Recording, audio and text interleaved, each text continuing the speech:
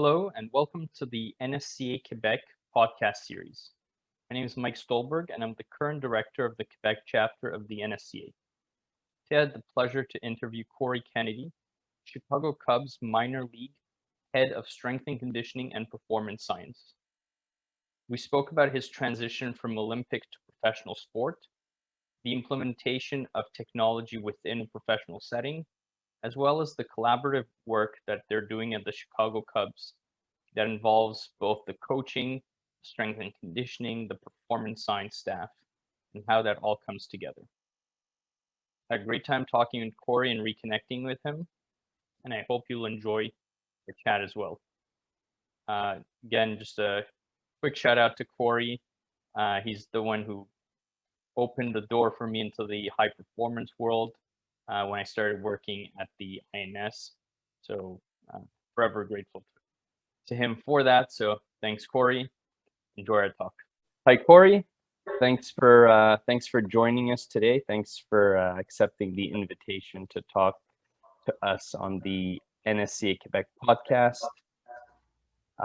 So I thought we'd start by just having you introduce yourself and telling us a little bit about your background, sporting, academic, professional, and whatever else you want to tell us. Sure. Thanks for having me, Mike. Long time no see. We obviously have a little background that I'll draw upon in my intro. So my name is Cory Kennedy. I'm the head of strength and conditioning and performance science for the Chicago Cubs. Currently now living in Arizona, in Scottsdale, Arizona. How I got here, I grew up in the Ottawa area in Canada and played tackle football from when I was young. Went to the University of Toronto where I did my bachelor degree in exercise science or kinesiology and played football for all 5 years that you're allowed in Canadian college sports. It was then kind of training for football that I realized I wanted to get into human performance. At first, I wasn't sure exactly what role. I just knew I wanted to be around high performance sport, and I was kind of addicted to the concept of finding, marginal gains and figuring out ways to impact performance. In that time, there was not the number of full-time strength coaches in Canadian universities that there is now. Now, almost all of them have at least one, some of them two or three. At that time, it was like each sport had a couple $1,000s that they would stipend for someone, and it could be random. Like there wasn't a lot of oversight there. So the football team, and the kind of demands of college football in terms of how many players and how crucial that part of the game is. At the time, we had a football coach who was just kind of given the dossier of like, you handle strength and conditioning, but he wasn't a full-time strength coach. He was a full-time football coach. So as we were kind of going through it, it was one of those where in kinesiology at the same time, I started to think like, okay, some of this stuff is fine and some of this is clearly not good enough. And so I got really curious on my own, kind of on the side, to figure out what I could do for myself to improve my career. So that's kind of how I got the bug. And then when I graduated, I started coaching pretty quickly in personal training and strength coaching. And that's when I realized like I was going to dive in full to that. I wrote my CS basically as soon as I graduated my undergrad, which I thought was also a really smart idea because everything's fresh. So like, especially the anatomy and stuff, it's like just get it done right away. It was like a month after convocation. So then I started doing like a lot of people in Canada and US do, like half my time personal training to make money and get practice coaching, and then you try to get involved in as many sporting things as you can, some of which aren't paid yet because you don't have a reputation and you don't have experience. So some of it was going back and helping with the football team and some of the football players. And then I found a kind of a partnership with a place in Toronto called Fix. It's still there. It's up at Downsview Park on top of the arena, the new arena at Scotiabank Pond. So Dr. Thomas Lamb was a U of T alum and a chiropractor by trade, but also a CSCS and a very good strength coach. And I kind of started to look around at different private facilities in the Toronto area to find a place to work, because I knew that if I wanted to do this full time going forward, I couldn't kind of spend most of my time personal training and some of my time doing sports. So we sat down and we got along really well, and he didn't really have any paying jobs at first, but he let me come in and intern for him, which at the time I just wanted a chance to kind of prove myself, and also I wanted to be part of what he was doing because I thought he was a very smart guy who had a great approach to training. So that worked out, and after a few months, we were able to turn into a full-time job, and I eventually worked there full-time. That facility was really cool because we had, a great cross-section of athletes. It was one of the only ones I know of that were kind of private in the GTA that didn't really deliver any training to general population. So it was all high-performance athletes, but as young as 8 years old. So we had like a section of the population where we were talking long-term athlete development. What are all these skills you want to bestow upon someone at that age to help make their pathway a lot better? And then we had athletes in different Olympic programs. We had athletes in the professional ranks of basketball and hockey. And then we had a whole bunch in between high school and collegiate, various sports that were pursuing that dream. So it was a really cool day to have like these different time slots of skills and experience, and to kind of change the type of training you're doing, the approach you took, and how you handle that. So I was there for 5 or 6 years, and through that time, I matured a lot as a coach. My role there changed a lot. With Thomas, he juggled a lot because there was a sports med clinic with it. Like, it's a kind of two-pronged approach. And so him as a clinician, it allowed him to spend more time overseeing the sport med side, and I eventually basically oversaw all of the athletic development side. And we had a staff of 3 other coaches. So I added a lot of responsibility over the time, and then eventually went on to the INS in Montreal. Before that, when I started at Fitz, I started my master's in a distance-based program at Edith Cowan. So at that point, I also knew that if I wanted to be at the highest levels of sport, I needed a master's degree. But I really wanted to gain experience. So I didn't really want to go back to school full time. And so I found a program that had a really good reputation because of the researchers that are in it and the type of research that's come out of that school. And Edith Cowan University in Perth, Australia, has a master's program that's distance-based for 3/4 of it, and then you go once for a couple of weeks to finish the degree at some point. So I did that basically while I was working at Fitz full time. So then fast forward, in 2014, I left Fitz and moved to Montreal to be the first head strength coach at the INS. So, the concept of Olympic sports in Montreal was well established, but as you know firsthand, they rebuilt in the Olympic Stadium an institute that was world class. And so I became the first head strength coach there, and one of the first assistant strength coaches that I hired was Mike Stolberg. So I spent 6 years there, which was really, really an awesome environment to work and learn, because we had such a different set of athletes to draw from every single day, different sports, different schedules, different ages, not totally different. Like, the youngest were diving in terms of LTAD, but some are on their 3rd Olympics at 30 and some of the first Olympics at 17. But the thing that I appreciated the most was that, we were very research driven on the side. So kind of trying to do that evidence-based practice, but, creating our own evidence if we needed to, if we thought that that's what was required, not waiting to find out, but finding out as we went. And so we had a little bit of a skunk works, or an innovation lab there that we pushed forward a lot, that I think allowed us to develop our careers quite a bit as practitioners and help all those sports. Like, your master's being able to give to the sport of fencing, essentially a new testing battery and norms and standards and a bunch of benchmarks to where we might go for elite level competition. I think that's something that, made you better, made the sport better, made everything better. And then now I work with the Chicago Cubs. So this is my 2nd year with the Cubs. So in professional baseball, what often happens in most organizations is you have kind of 2 staffs, one for the major league level and one for the minor league level.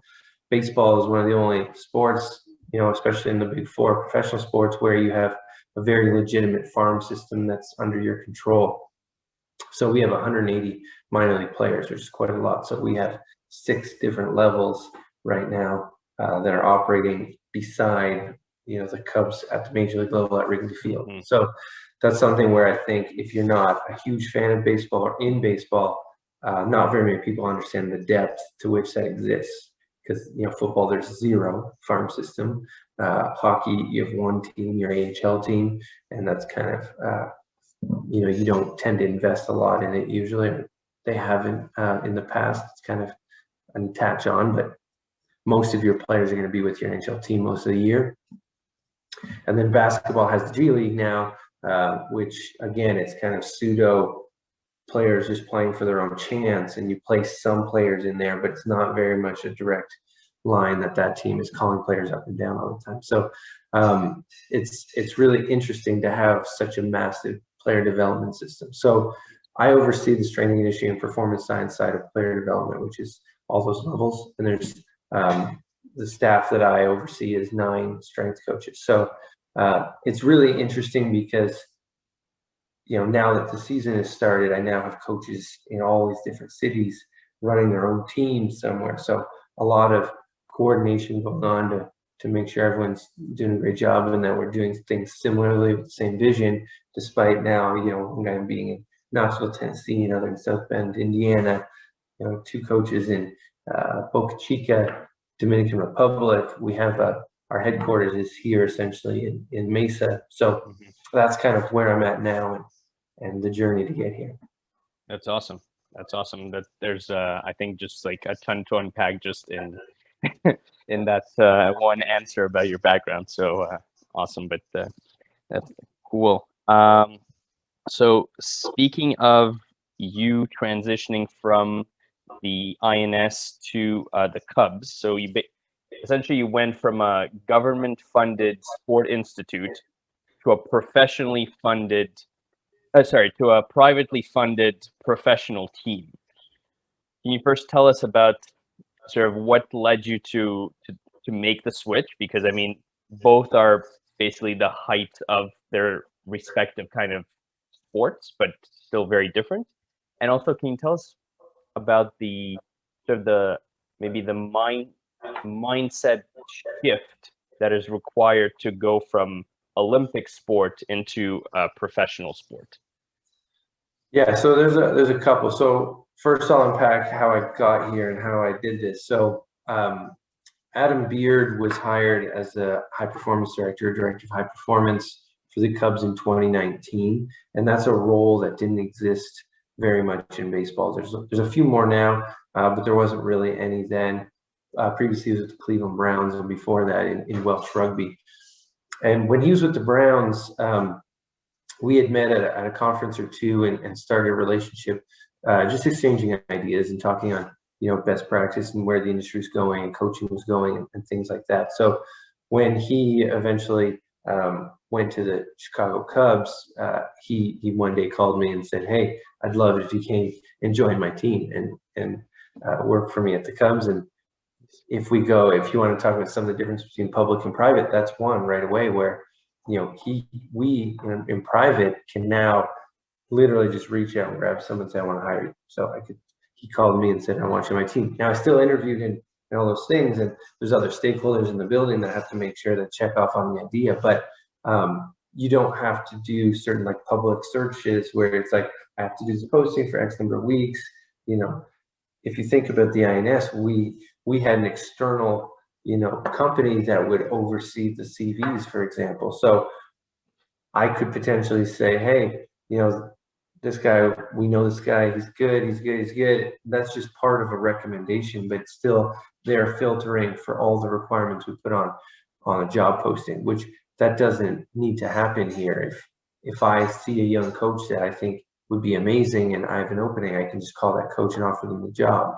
So even now changes the way I approach building my team, because I can start thinking ahead of like, hey, if I'm going to have jobs open in a year, in 2 years, in 3 years, what's my Rolodex like in terms of people I'd like to work with, which is very different than the INS. You kind of, anything public, you say like, hey, I encourage you to apply for this job. It'd be great if we could work together. And your hands are very tied in terms of whether that comes to fruition. Whereas here, you have a lot more say and be able to just say, hey, I've been given the green light to hire a job at this rate of pay and whatever. I can handle the process of hiring how I want, and then they'll go through HR in terms of signing contracts and all that stuff. So that's one that in private, I think, and that's just kind of one analog to the rest of how we get equipment and how we get resources. You know, the INS was an interesting place because we had an incredible investment at the outset. So building it as a capital expenditure, we tried to fill the weight room with everything, all the top of the line, what we thought was going to be top of the line going forward. But then from then on, because it was public funding, you know, we were at the mercy of the government and how much they want to put in high performance sport. And sometimes just to kind of get new elastic bands and things like that was then a challenge. And you're like, yeah, we have this amazing gym, but we can't really add year to year, right? You're just trying to add the bare minimum, hopefully, if you can. Whereas here, it's like anything we can justify, we can potentially just ask for and get it. Now, this past year proved to be very similar in terms of once the pandemic hit and we weren't going to have fans, revenues went way down and spending definitely changed. So I won't say that it was just a free-for-all this past year by any means, but in a normal year, and already like today, they expanded fans at Wrigley to 60%. So already more fans, more revenue, things like that. We can hope that in 2022, a normal year, if I know a tool is going to make us a lot better as a team in order to deliver it for our athletes, you know, there's a very good chance that if I make a compelling case, we can get it. Whereas in the INS, there's some things that we're like, that's not going to happen because we just won't get that money. So there's a few things in private that are just, you know, really cool. And even just salaries, you know, if I wanted a candidate and I need to move the salary around to make it work, if we think it's justified and they're going to be a great fit, that can be done. Whereas, you know, at the INS and a lot of public places, you have pay bands and there's like, this title is going to go on with this pay, and that's not really negotiable outside of maybe $2,000 or $3,000. So there's definitely limitations in the public sphere for doing all those things. And when you're in private, you realize, oh, it gives you a lot more freedom to kind of act if you have an idea. So that's kind of one sort of two big parts of that between public and private. And then as for my journey here, you know, I've always been a guy who really loved following all the professional sports. So, you know, part of, as you mentioned, the Olympics to me is almost the very top of the industry in terms of how serious physical development and narrowing down your goals to a very finite craft go. You know, Olympians train 4 years and you often know 4 years ahead what it's going to take to be a medalist in your sport, and they're very good at reverse engineering and trying to work backwards. So in those regards, I think Olympics are still the holy grail in terms of how you prepare. But you know, there's a whole side of professional sports in terms of fandom, popularity. You know, there's something special about having a team that every day 40,000 people go crazy to scream for, right? To be part of that journey and family is really cool. And you know, not too many people stop you in the street for like a fence in Canada polo, but the number of people that will yell "Go Cubs" anywhere in the country, you know, is cool. So there's parts of professional sports that I was always intrigued at working in because I just enjoy kind of both the pressure and the excitement that come with pro sport. Okay, cool. So you're quite well known, among other things, for your expertise in force plate technology and how it applies to the daily training environment. You've also recently been published as a co-author in NSCA Sports Science book in a chapter that's specifically on tech and force plates, right? So first of all, congrats on that. Thank you. Can you tell us about your approach to the use of technology in your current environment? Yeah, so first, thank you. That was a really cool honor to write that with my co-author, Daniel Cohen, who is the co-founder of ForceDeck. So anyone who uses Valve and ForceDeck, Daniel Cohen, along with Phil Graham-Smith, were the co-founders of that. And he's a brilliant guy who obviously knows a ton about this stuff. So that was really fun working on that chapter. But here in the Cubs, you know, we want to be a leader in not just Major League Baseball, but in professional sport in terms of our approach to athletic development or performance enhancement. And part of that is always going to include technology. And we recognize and embrace it, but we also want to be hugely responsible. And this is something, you know, I think we started a lot of at the INS too, was how do you make sure that you're making good decisions on a tool that helps to make you make better decisions, if that makes any sense.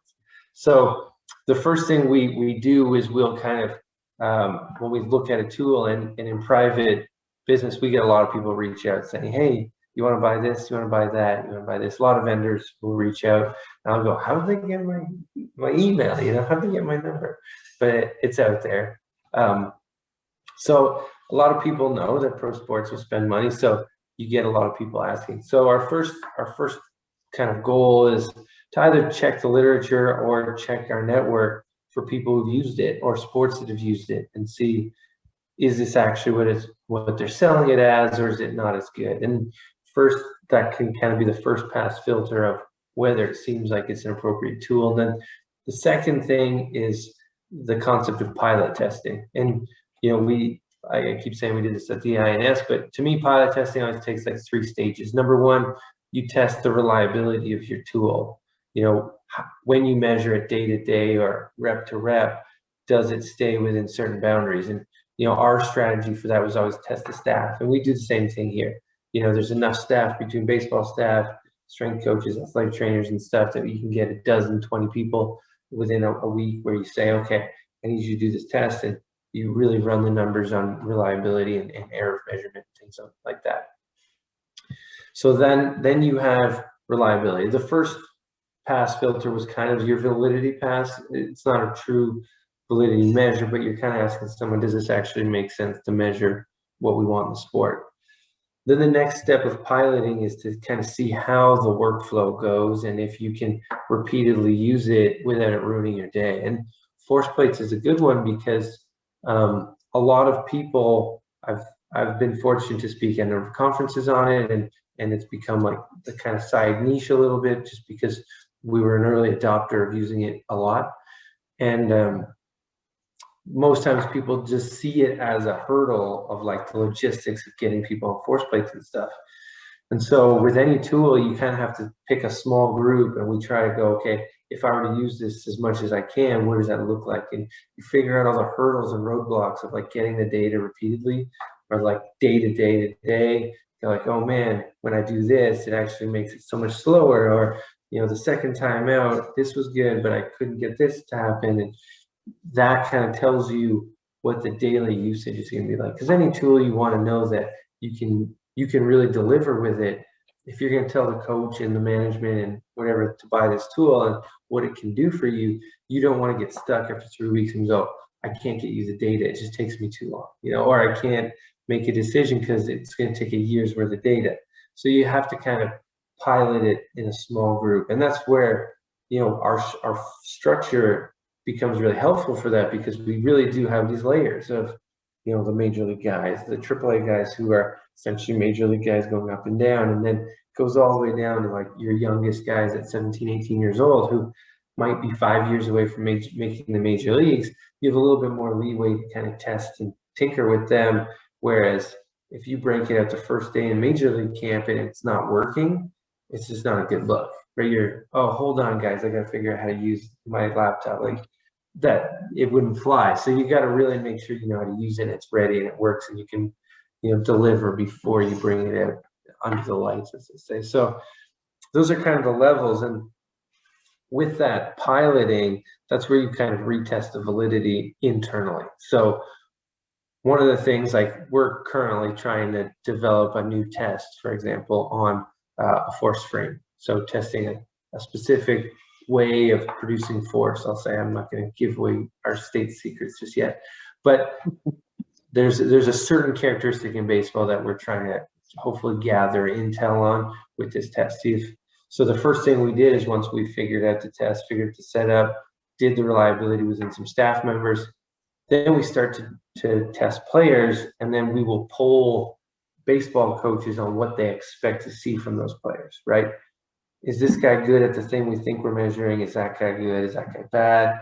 And when you kind of take out that map, then you take your data blind, like a double blind control study, and you would kind of put those things against each other. And if it looks like it matches up a little bit, because coaches are experts, right? So if they think that they're looking at quality, most of the times they're pretty good. They may just not have the resolution with their eyes that a tool does.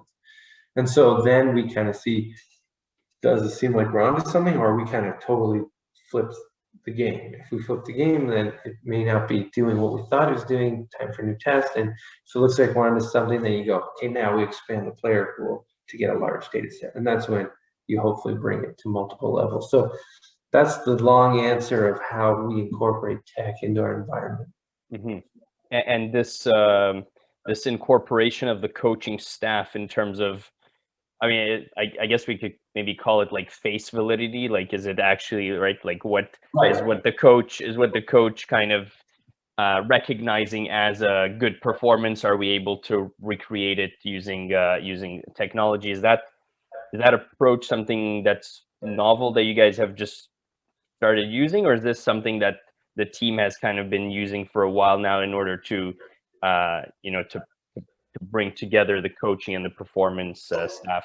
I'd say it's more novel in terms of, we kind of previously, it was very much, most of the data and technology usage was very much baseball skills only. It was heavy tech on, spin rates, velocities, exit velocities, things like that. But coming back to human performance and trying to unpack the skills in other ways is much more novel. And that's where, that interplay works with coaches. With some of the other stuff, like, you don't have to convince a coach about a radar gun, because it's just like, this is the velocity, take it or leave it, whereas we're really trying to unpack skills that the coaches are kind of saying might be important, and saying, we're going to see if we can find a way to measure it so that we can change it and improve it and build a player. So that approach is very much novel in our environment. And I think it's something that always takes time and energy and,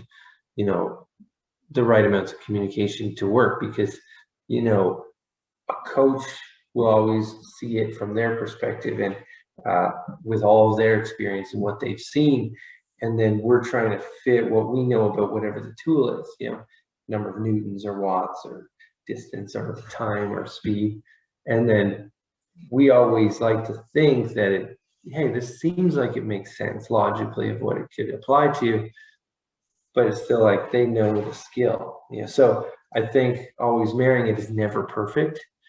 As you know, like, we can never go, well, we just nailed it 100%, like this test is predicting that skill in the sport. But you hope it's got enough overlap. Like, hey, are you content that, this is kind of getting to what you're talking about, and we can reliably measure this over and over, so it gets us there. So that's definitely novel. And I think it's, the optimal way to go to unpack a sport with the coaching staff. But it's definitely not an easy road to just say, yeah, the coach likes my test and we're good to go. It's never a slam dunk like that. Right. Yeah. No, that's awesome that you guys are at least pushing towards that. Speaking of various roles, so you're and correct me if I get it wrong, but I believe your official role is head of S&C and Performance Science, right, for all of the minor league teams of the Cubs. Yeah.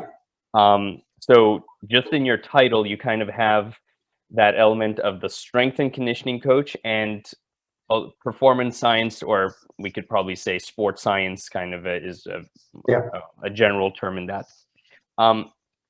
Can you? So we spoke a little bit about your contribution to the NSCA's sports science book. Can you tell us, at least like in your opinion, how do you see really the difference between a strength and conditioning coach and a sports scientist? Is it just semantics? Does it actually matter? Is a great strength and conditioning coach also a sports scientist?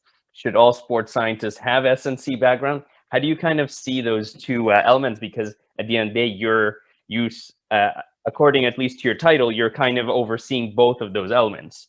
Yeah, so I think they're separate, but there are a lot of coaches that do both. And I think there's a lot of curious coaches in the world that have kind of taken on the science element of, you know, it can be as simple as like the scientific method, right? Like proving your hypotheses. I'll go with what I do in my role first, because then I'll unpack where I think it matters. Is as the head of S&C, I oversee a team that delivers strength and conditioning to players. As the head of performance science, I oversee the utilization of different technologies and measurements of objectivity in our sport across our domains of in the minor leagues. So that can be strength and conditioning, it can be baseball related, it could be nutrition, body composition, whatever. That side of sports science is kind of, I think it's just about quantifying items within the sport that you're hoping to change and affect that you think lead to performance. The reason I don't think that they have to overlap is because if I took the performance science side in my role and I just said, me and my team are going to deliver strength and conditioning programs, it doesn't require that I use a catapult and use force plates and all. That's all shiny and good, and hypothetically it helps me make better decisions, but I could do my job of delivering programs and training without any of those tools. I could say, guys, come on in today, you're going to squat, run, jump, high five at the end, and hit the showers, right? And I might, just out of the fact that I have some good ideas, make a great strength and conditioning program, these guys develop, and all's good. So for me, the strength and conditioning coach, by definition, only needs to be the one that delivers the programming and coaching in strength and conditioning. Sports science becomes that unraveling of the performance, and what can we measure? Is the measurement reliable, valid, etc.? And what can we do to change these measures to change performance? And obviously in today's world, with all the different technologies and tools that are out there, and the fact that some sports don't have the budgets to pay multiple people, you definitely get people holding both roles. And I'd say at the INS, that was very true. We were, strength and conditioning was part of the sports science department, essentially, right? We were there with physiology, biomech, whatever, but we were both sports scientists and strength and conditioning coaches, and especially depending on what sport you were helping with, because in one sport, you might take all the measures yourself. In another sport, you might just coach and the physiologist takes the measures. So we kind of had a different background there, but to kind of go back, I think a sports scientist is someone who kind of utilizes all these tools to try and break down performance and find indicators for that. Now, I think that's where the semantics go into trouble. I like what the NSCA is trying to do in terms of certifying. You know, it becomes a slippery slope in terms of, do you need the certification to be a sports scientist and vice versa?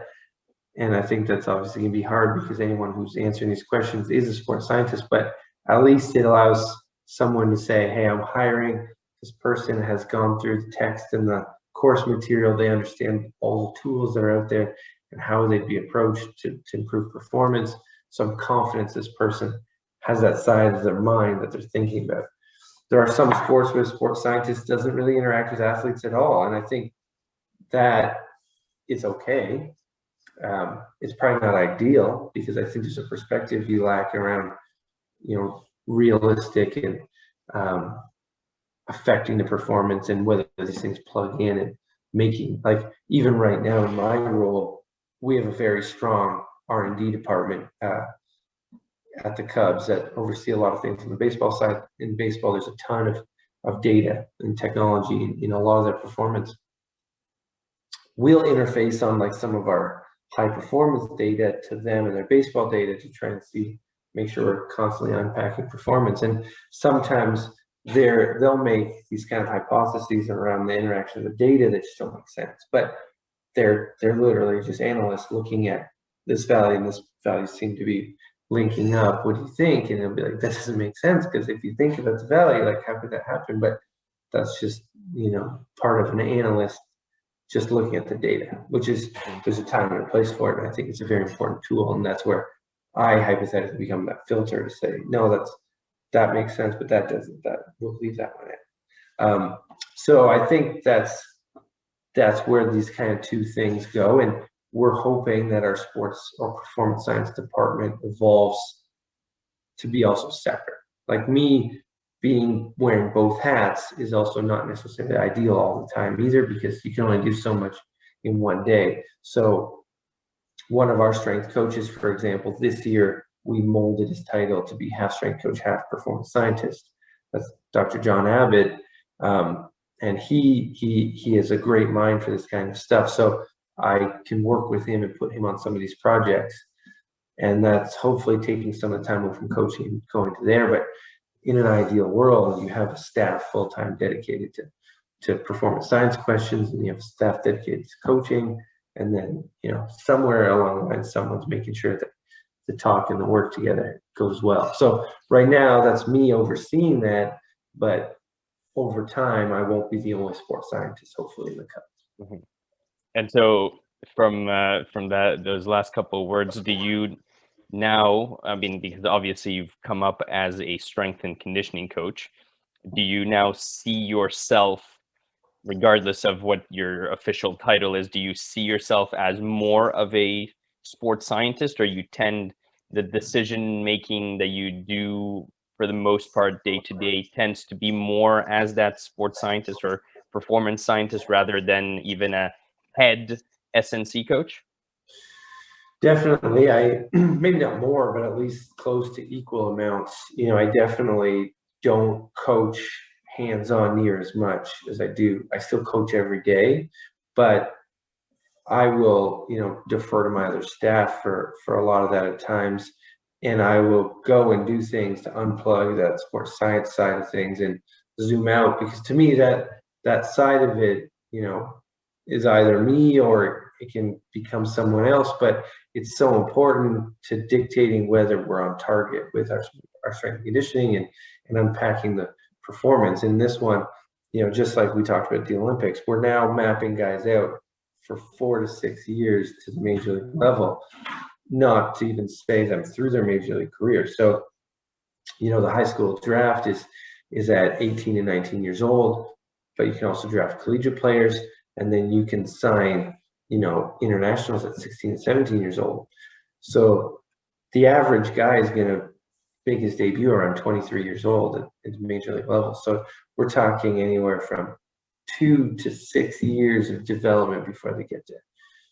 So for me, I try to spend a lot of my time zooming out and going, what do we have to see to get more of these guys from the draft and those international signings to arrive at 23 to a place where they're contributing to the Chicago Cubs major league level, and less time deciding on, like, today does, our major league guys are making the best choice. That's Shane Wallen and Keegan Nolan to major league level have that job, which is very different to winning today and then tomorrow morning waking up and winning today, right? So there's minds way more zoomed out, 30,000 foot view at times, and there's times that we get into the weeds of today for sure with me and in camps and different things, but definitely sports science side takes up at least half of my mental space, I'll say.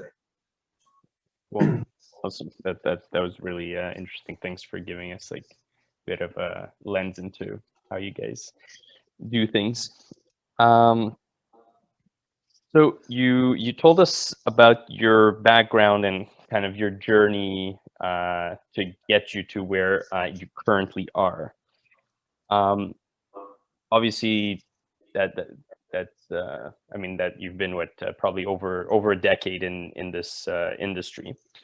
For people coming up right now in our industry, what would your kind of recommendation be like? And if you were coming up today in our industry, would you have done things differently? Because I think if we look at what you've done, you've at least traditionally in the last decade, you've kind of probably checked off all the boxes of what is required to get into such a high performance role.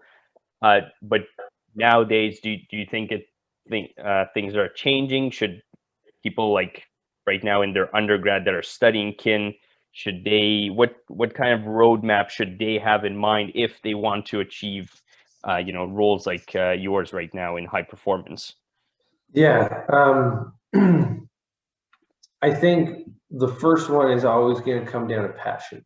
And, we saw this at the INS, is that, we were fortunate to link up with universities and help do a lot of intern programs, trying to mentor students that were going to hopefully enter the field later, usually in their third or fourth year of undergrad, and some of them in their masters at University of Montreal. And one of the things that you hear a lot is like, I want to work in high performance sport, but it's very demanding. And part of it is culture. And like, one of the things you go back to private versus public is that on the public side, there's almost a little bit more protection though about like your work day and expectations on holidays, weekends, whenever, was that like, we still worked incredibly hard. We work long hours because that's a high performance sport everywhere. But there were still those kind of like acknowledgements that is like, hey, that's a long weekend. That's the facilities closed that day. No one can go in, except for major competitions. You had that. In pro sport, it's like teams in basketball play on Christmas. In Major League Baseball, there's no off for Easter or off for this day or that day. We literally are on every day of the year. Now, we can find days to take off and we get these moments of rest, but there really is no like, sorry, it's the weekend, so it really, your work has to be dictated by passion. Otherwise you'll get ground down into this idea that this is hard and this is not easy to deal with, especially if you look outside to like friends in other fields. If you have a friend with a 9-to-5 who's like doing everything all weekend and you're like, I got sports don't stop, then it's a really hard gig. But if you start to hang out with other people in the industry, or you're focused on what you like to do, then it works. So to me, that's the biggest factor, is like, check your passion. If you really think you like to help in pro sport or high performance sport, to change performance, to inspire people and to be there, then by all means go for it. If you're kind of like, sort of, I just like the gym, then it's like, well, there's a lot of places you can be in a gym. So that's number one.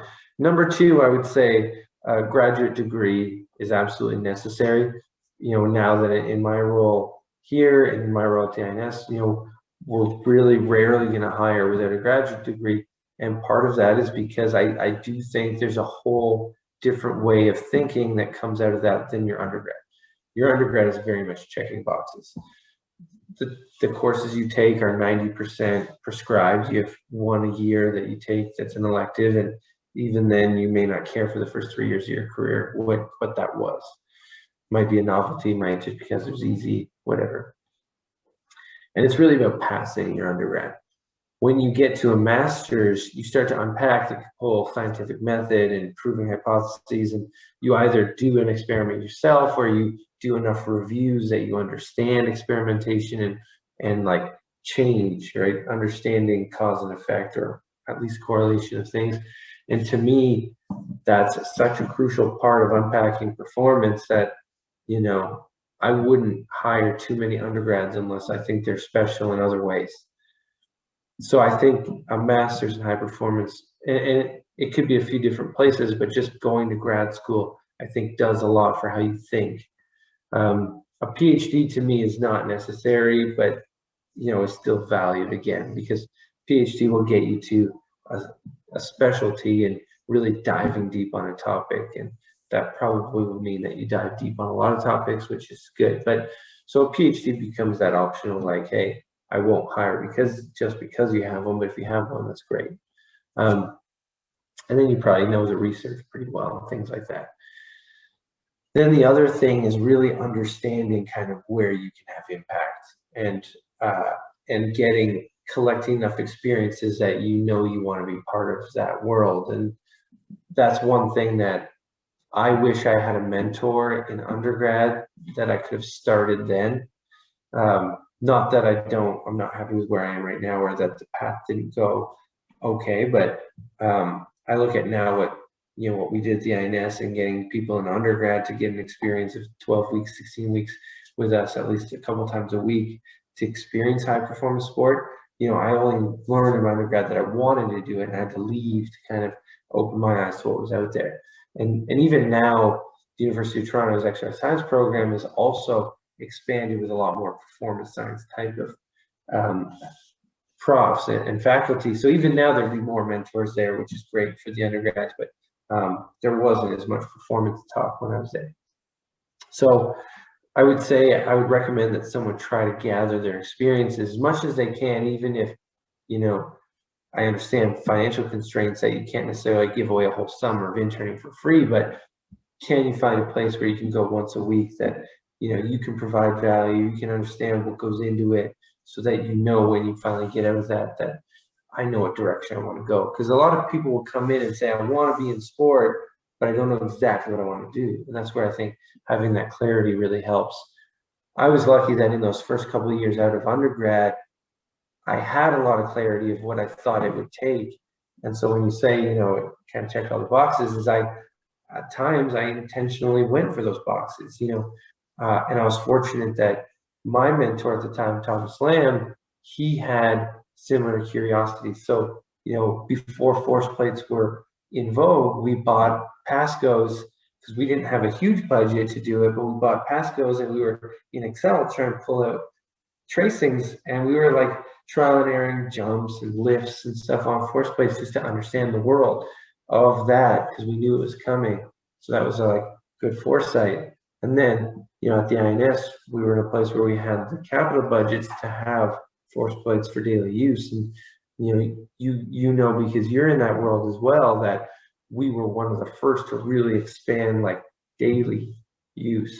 There's a lot of people that have them that still, it's like quarterly or monthly or weekly. It's like, no, we did this daily with athletes, you know, collected 30 jumps a day or 50 jumps a day or 200 jumps a day, or in the testing session, you know, 5 jumps for 30 people, you know, in an hour. So, you know, there's a whole bunch of things that go into it, but I would say like finding those experiences early on and mentors that you respect. If you can find someone respected in the field by doing a little bit of research and get in to see how they work, I think that'll go a long way in shaping how you're going to pursue your career. Yeah, and I guess this is a good time to give you a shout out for giving me my big high performance break. So again, really appreciate you taking a chance on me a few years back. I'm glad I did, Mike. Thanks for sending me your resume. Sure.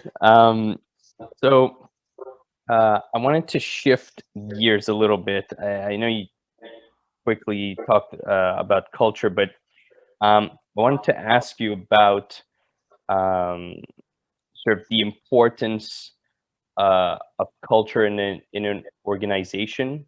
You know, like in your case, like I know you're obviously a big pro sport fan, so you're watching a lot of baseball, but probably you would agree with me, you're not a baseball guy. But you came into a baseball organization. So can you tell us about like how did you find that sort of the integration? Like how important is it to be that baseball guy when you're going into a baseball organization, or that hockey guy to go work for a pro team versus, you know, being an outsider? And you probably kind of played that role twice. You were kind of an outsider coming into the INS. Now you were, I think, also a bit of an outsider, an Olympic sport guy coming into baseball.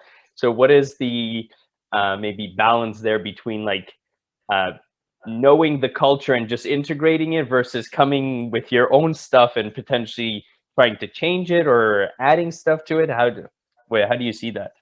Yeah, so there's kind of two things. It's a double-edged sword of like, it's a very fine line. And you know, new perspectives will always provide value as long as they can kind of be introduced appropriately.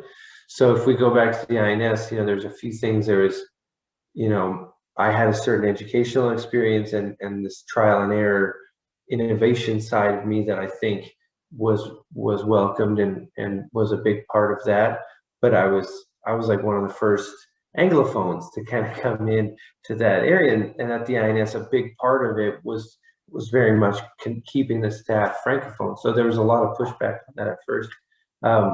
So, you know, number one was to not, you know, be stubborn and try to speak as much French as I could, as quickly as I could. So I was fortunate enough to get functional in that, and not to put up a fight. And sometimes you get people who do put up a fight and don't want to speak kind of the local tongue, as they say. So that worked out. And then, but it definitely took a while for me to feel welcome. Not that the people weren't welcoming, but it was like my first day, I remember walking in, and literally the first thing I had was a 3-hour meeting where our team was much smaller then, and it was a summary of all the projects that were kind of going on. And so it was like Matthew Charbonneau and Dr. Suzanne Leclerc, and we had a smaller group of staff in Perry Koziris, and each person was kind of summarizing what was going on in one of these major sports, or some of the projects they were working on, where were they at in the season.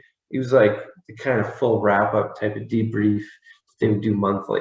And that stopped happening that way, but other things happened. And at no point did anyone kind of turn and try to translate or make sure I understood what was going on. It was 100% in French, no hesitation the whole time. And I was sitting there going like, oh man, like, and for perspective, for some of the people that don't know who I am or anything, I did French immersion growing up, and I had, you know, a grasp of French, and I certainly could understand French listening, but speaking was very rusty coming into that. So it wasn't that I had no handle. That would have been pretty close to impossible. I've been like, I don't understand what's going on, but so I was not zero, but I wasn't, you know, cooperating and exchanging openly with colleagues. I was just like listening to make sure I caught all the key words and like, do I understand what we're talking about here? Yes, blah, blah, but I wasn't really participating in. And that was like my big shock, was like, I'm the new head strength coach, and no one's asking if I understood what we were talking about. And no one's like saying like, did you get that, Cory? And I was just like, oh man, I got to figure this out quick because they're not waiting for me. So that was like that moment of culture of like, not that I was unwelcome, but that I would have to integrate to them more than they were going to bend over for me. So that was there. Now here, very similar. So I was always a big fan of baseball, watched baseball. So like you said, I know baseball, but I wasn't a baseball person. I didn't play, and I haven't been in the building. I haven't been on the field. I haven't been in the dugout. So there's a few things to it. One, you know, I tried to read as much as I could before I got on campus, we'll say, of baseball. And part of that was like little things, like there was a book written about our 2016 World Series called The Cubs Way. So I read it. Obviously, I want to know what went into building that, what that experience was like. We hired a new manager, David Ross, who was a player with the Cubs on that team and then retired. And then 3 years later, we hired him as a manager. He had a book out.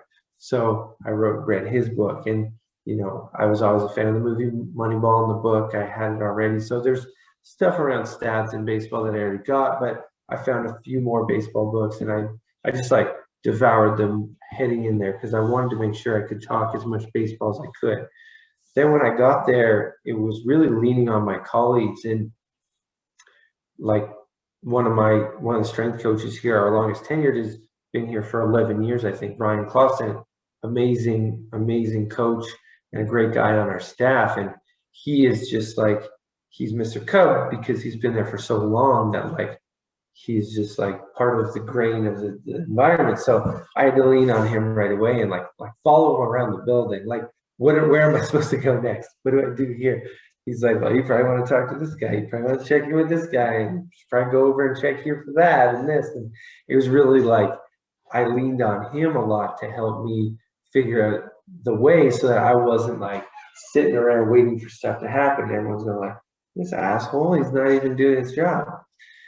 And so that's a big thing, is that in any sport, and there's still like, you know, we had that at the INS, was that we had an INS culture, but you still had to integrate with each national sporting body that you help. So you go on a camp with diving, you have to understand what divers are like and what they're doing, try to be like them and not be a square peg in a round hole in hockey and fencing and judo and gymnastics. So same thing here. I had to really try to observe and see like what's the culture of baseball and what are things I shouldn't do to stand out, because sometimes standing out gets guys to go, who the hell is this new guy with, you know, wearing the wrong shirt and shoes and whatever. So that does happen. I've seen it with other staff members where you hear someone say a thing about a guy and you're like, whew, thank God I didn't do that, you know. So when it comes to culture, I think like number one is do your research, like take the time to understand what goes into that.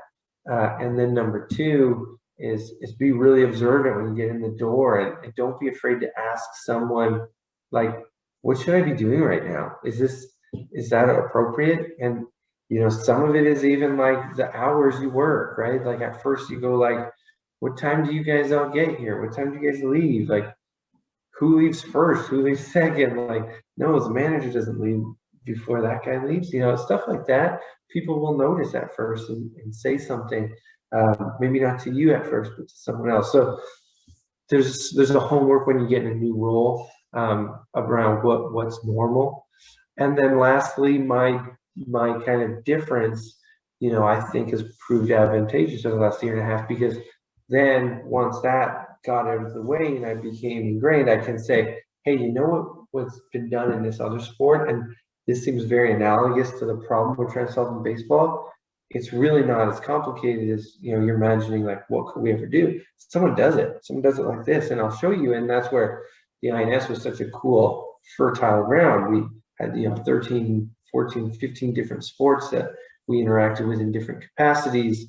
You know, we did so much testing on sports, sometimes rethinking testing batteries, and we saw a lot of different types of training that now I have perspective where I go, you know what, that part of baseball is actually very similar to some other sports. So I'd say like there's definitely some advantages of my background, but it definitely, I couldn't come in just going, hey, I've got all the answers, I can just do what I want on my cool leather chair. I had to like figure out, what does everyone else do here, and I got to look like them and act like them before I can offer my new ideas. So I think that's kind of the way I would suggest going about integrating a culture, is like, do your homework, try to follow, you know, see what the people are doing, follow the ants in the anthill, and then after that you can say, hey, I've got some ideas, and bring them appropriately, and then it should help the environment. Okay, cool. I know our time is short, but I wanted to ask you. I know you're an avid reader. You mentioned some books there when you were going prepping for your new role.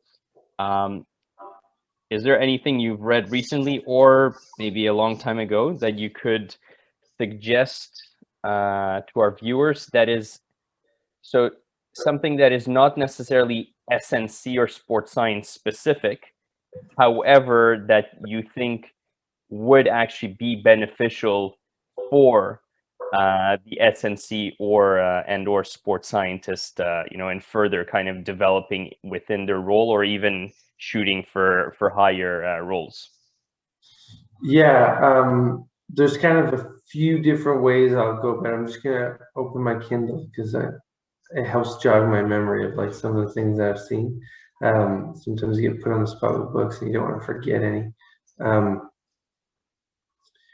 One of the things like I really enjoy I enjoy reading about thinking, so like metacognition, and there's a lot of things in there, but I think if you're gonna work in the sports science side and expect to have a lot of measurement, one of my favorite books at first was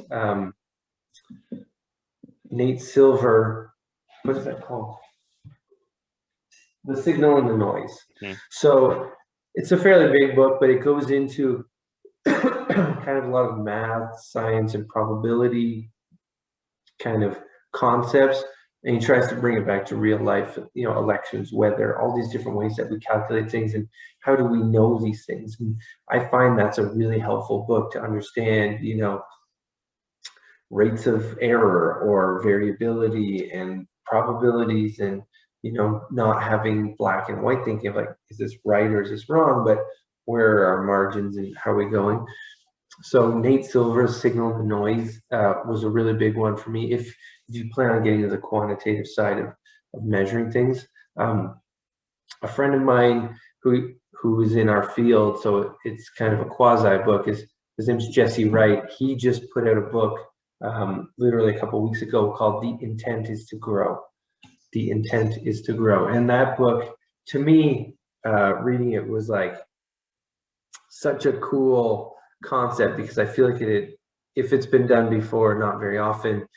So it took the strength and conditioning model, but it created like a more or less fictional tale to introduce a lot of these concepts around work that aren't related to like the actual content in the weight room. So communication and values around how you integrate into an environment and how you talk to people, how you teach and how you coach, and personal values.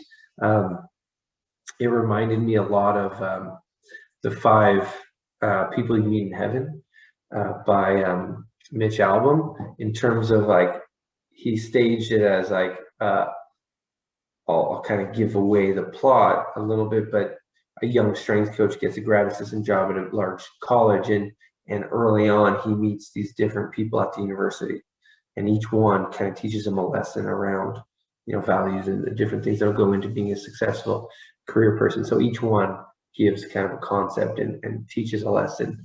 And that's kind of like the 5 People You Meet in Heaven was like that. And so it has a similar feel, but I find there's so few books in S&C that relate to what we typically call soft skills, that if you want those, you tend to go outside, right? You go to different Harvard Business Review type stuff on leadership and all those types of skills. That this is a book written from our field by someone in our field for those concepts in the field that I'm a huge fan of. I loved the book. So The Intent is to Grow by Jesse Wright. And then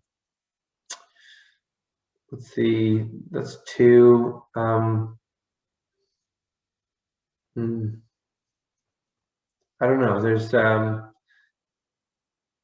There's a lot of other things. I try to go in a million different directions when I read, but my personal philosophy is exactly that, is that to not just get stuck with textbooks, because when you get into sport and you get into seasons, especially, the actual content of your list becomes such a small part of being successful, that I think having a really wide variety of resources that are helping the way you think and make decisions and act become important. And what I mean by that is, when you're traveling and you don't get the weight room you needed, or the logistics mean that you don't get the time you wanted to work out, and the facilities, and a player gets injured and you can't quite do what you wanted to, then so much of our like set rep schemes and periodization plans just get just trapped. And at that point, you have to just continually adapt. And sometimes you're adapting programming to an environment, but sometimes you have to adapt by negotiating with an athlete, or negotiating with a coach, or negotiating with a sport on how can I get more of this? How can I have time? How can I get time? How can you make my stuff a priority? And that doesn't come from like super training, super training being like, the most, emblematic of like really dry scientific writing, which has some unreal concepts in it, but doesn't apply to like, hey, how do I get this coach to give me an extra session every week to work on, this other thing because he doesn't think it's important? Or how do I get this athlete to care about strength when right now they don't want to get stronger? They want to do this other, they want to get fitter, and I think that's such a big part, that, you definitely need your field specific knowledge. You can't ignore the textbooks. But once you've kind of read NSCA Essentials and David Joyce's books on high performance training for sport, have a great background on a lot of new concepts, and you start to collect these and take courses, well, then I think you should have like a personal book on the side at all times that's kind of helping these other skills in terms of like, how do I integrate into my environment, which is where like, you know, I have a copy of it. It's like, this doesn't really do that, right? This says like, how do I turn on the machine and read the signal and make sure that that's telling me what I want? But it's like, this isn't going to convince your bots to buy Catapult, right? So I think those are a couple, but I think just constantly reading outside of the domain specifically is helpful. So those other non-S&C books are actually the prequels to Super Training and all. That's it. So that you can apply them. Yeah, there's one section I found that is really handy.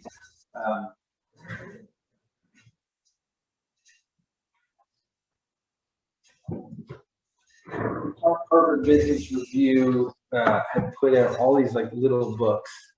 They're not very big at all, but there's a section of like 20 of them that just give like, they essentially just took out articles from, you know, HBR magazine from the last whatever 20 years of their website, you know, 5 basically for each topic. But there's like mindfulness, dealing with difficult people, resilience, influence and persuasion, leadership presence, like all these concepts where, you know, I'm not saying that this is a be all end all course that makes you that, but it kind of gives you that quick introduction to go, oh yeah, okay, that's what resilience means, and that's what, you know, I should be, if I want to be resilient, that's kind of things I need to think about it. So to me, those are a great place to start as well. Harvard Business Review has a lot of really simple things. You know, one of the things that's true is that, you know, sport leadership roles are relatively new compared to business leadership roles in terms of overall development and investment. So a lot of what we can learn can be like what people were talking about 10 years ago in IBM and Microsoft and Google as executives on how they do work better with teams, and then sports seems to be second in that regard. Okay. Okay. Awesome. Awesome. Okay, Cory. Well, I mean, thanks so much for giving us your time for the talk. Really appreciate it. Actually learned a few things, so that's awesome, and I'm sure really interesting talk for the listeners out there. Can you let us know if people want to connect with you? What's kind of the best or easiest way to do so? Yeah, I'm on Twitter and Instagram at Cory K S and C, so spelling out strength and conditioning SANDC. So at Cory K S&C on both of those, and then also ckennedy at cubs.com is my work email. So if anyone drops me a line there, I tend to check that every day, so I'll be able to see that as well. So anyone can email me, and I'll be glad to answer and chat. Okay, thanks awesome. for having me. We'll post that. Yeah, and I mean, I know I'm sure we could have chatted about a bunch of other things, but maybe we'll get to do a round 2 sometime in the future then. Yeah. Put a pin in it for the next one. Sounds good. Great. Well, thanks so much, Cory. Appreciate it. Thanks, Mike. Have a good one. Thank you. Ciao.